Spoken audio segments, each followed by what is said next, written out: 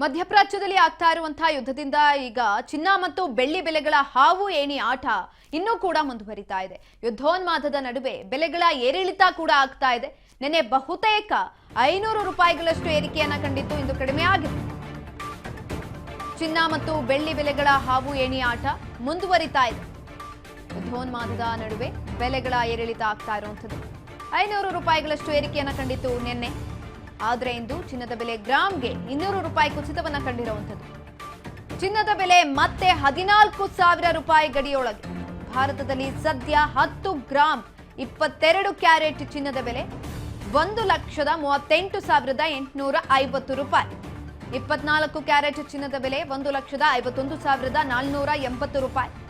ಬೆಂಗಳೂರಿನಲ್ಲಿ ಚಿನ್ನದ ಬೆಲೆ 10 ಗ್ರಾಮ್ಗೆ 1,38,850 ರೂಪಾಯಿ ಇರುವಂಥದ್ದು. ಜೊತೆಯಲ್ಲಿ ಬೆಳ್ಳಿ ಬೆಲೆ ಕೂಡ 100 ಗ್ರಾಮ್ಗೆ 25,500 ರೂಪಾಯಿ ಇದೆ. ಹಾಗಾಗಿ ಇದೀಗ ಏರಿಳಿತವನ್ನ ಕಾಣ್ತಾನೆ ಇದೆ ಪ್ರತಿನಿತ್ಯನೂ ಕೂಡ. ಹಾವಿ ಏಣಿ ಆಟದಲ್ಲಿ ಬೆಲೆಗಳು ಚೇಂಜಸ್ ಆಗ್ತಾ ಇರುವಂಥದ್ದು. ಯುದ್ಧೋನ್ಮಾದದ ನಡುವೆ ಬೆಲೆಗಳ ಏರಿಳಿತ ಆಗ್ತಾನೆ ಇದೆ. ನಿನ್ನೆ ಬಹುತೇಕ 500 ರೂಪಾಯಿಗಳಷ್ಟು ಏರಿಕೆಯನ್ನ ಕಂಡಿತ್ತು. ಆದರೆ ಇಂದು 200 ರೂಪಾಯಿನಷ್ಟು ಕುಸಿತವನ್ನ ಕೂಡ ಕಂಡಿದೆ. ಎಲ್ಲೋ ಒಂದ್ ಕಡೆ ಗ್ರಾಹಕರಿಗೂ ಕೂಡ ಇದರಿಂದ ಏನ್ ಮಾಡಬೇಕು ಅನ್ನೋದು ಗೊತ್ತಾಗಲ್ಲ. ಹೂಡಿಕೆದಾರರಿಗೂ ಕೂಡ ಆಲೋಚನೆ ಮಾಡೋದಕ್ಕೂ ಕೂಡ ಸಮಯ ಇರೋದಿಲ್ಲ. ವಿವಿಧ ನಗರಗಳಲ್ಲಿ 22 ಕ್ಯಾರೆಟ್ ಚಿನ್ನದ ಬೆಲೆ ಎಷ್ಟಿದೆ ಅಂತ ನಾವು ನೋಡೋದಾದ್ರೆ 1 ಗ್ರಾಮ್ಗೆ ಬೆಂಗಳೂರಿನಲ್ಲಿ 13,885 ರೂಪಾಯಿ ಇದೆ. ಅದೇ ರೀತಿಯಾಗಿ ಚೆನ್ನೈನಲ್ಲಿ 14,000 ರೂಪಾಯಿ ಇರುವಂಥದ್ದು. ಇನ್ನು ಮುಂಬೈನಲ್ಲಿ 13,885 ರೂಪಾಯಿ ಇದೆ. ದೆಹಲಿಯಲ್ಲಿ 13,900 ರೂಪಾಯಿ ಇರುವಂಥದ್ದು. ಮುಂಬೈಗೆ ಹೋಲಿಸ್ಕೊಂಡ್ರೆ ಎಲ್ಲೋ 5 ರೂಪಾಯಿ ಜಾಸ್ತಿ ಇದೆ. ಇನ್ನು ಕೋಲ್ಕತ್ತಾದಲ್ಲಿ 5 ರೂಪಾಯಿ ಕಡಿಮೆ 13,885 ರೂಪಾಯಿ ಇದೆ. ಕೇರಳ 13,885 ರೂಪಾಯಿ. ಅಹಮದಾಬಾದ್ 13,890 ರೂಪಾಯಿ. ಜೈಪುರ 13,900 ರೂಪಾಯಿ.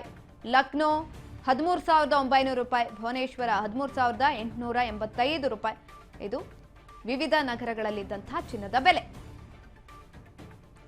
ಯುದ್ಧೋನ್ಮಾದದ ನಡುವೆಯೂ ಕೂಡ ಚಿನ್ನದ ಬೆಲೆಯಲ್ಲಿ ಏರಿಳಿತಗಳು ಆಗ್ತಾನೆ ಇದೆ.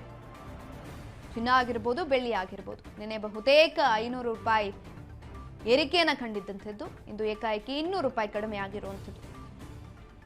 ಒಂದು ಕಡೆನಲ್ಲಿ ಯುದ್ಧ ಮುಂದುವರಿತಾ ಇದೆ, ಇನ್ನೊಂದು ಕಡೆನಲ್ಲಿ ಇಲ್ಲಿ ಚಿನ್ನವನ್ನ ತೆಗೆದುಕೊಳ್ಳೋದಕ್ಕೂ ಕೂಡ ಎಲ್ಲೋ ಒಂದ್ ಕಡೆ ಸಂಕಷ್ಟ ಕೂಡ ಎದುರಾಗ್ತಾ ಇರುವಂಥದ್ದು. ಯಾವಾಗ ಯಾವ ಒಂದು ಬೆಲೆ ಇರುತ್ತೆ ಅನ್ನೋದು ಗ್ರಾಹಕರಿಗೂ ಕೂಡ ಗೊತ್ತಾಗ್ತಾ ಇಲ್ಲ. ಅದ್ರ ಜೊತೆಯಲ್ಲಿ ಹೂಡಿಕೆದಾರರಿಗೂ ಕೂಡ ಏನ್ ಮಾಡಬೇಕು ಅನ್ನುವ ಗೊತ್ತಾಗದಂತಹ ಪರಿಸ್ಥಿತಿ ನಿರ್ಮಾಣ ಆಗಿದೆ.